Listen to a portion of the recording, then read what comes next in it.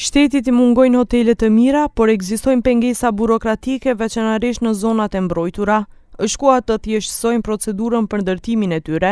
Këtë e tha zëvendës kryeministri dhe ministri I transportit Aleksandar Nikolovski në tryezën autostrada E75, infrastruktura si bazë për zhvillimin e turizmit tranzit. Во моментов сме во една ситуација каде што е навистина комплицирано да се гради. Урбанистичките планови се носат предолго, да не зборувам во заштитените подрачја од типот на Охрид, на Битола, Старото Јадро, на Крушево, Кратово, Старата Сковска чаршија кои што се заштитени, таму е практично невозможно.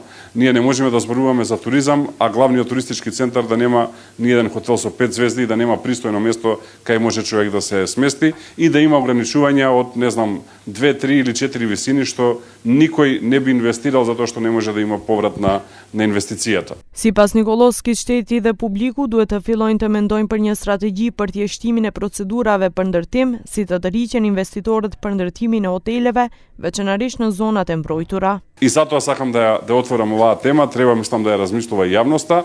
Од една страна да, во ред и треба да имаме заштита, но од друга страна, доколку сакаме да се развиваме, повторувам, во делот на изградба на хотели, не во дел на изградба на згради, не во дел на изградба на станови, туку во делот на изградба на хотели, треба да ја олесниме процедурата како би можеле повеќе инвеститори да инвестираат и како би можеле на тој начин да привлекуваме туристи.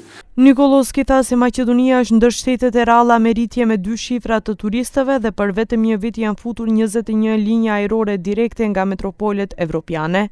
Ai theksoi rëndësinë e korridorit 10 si rrugë transporti evropiane ku kalojnë turist tranzit.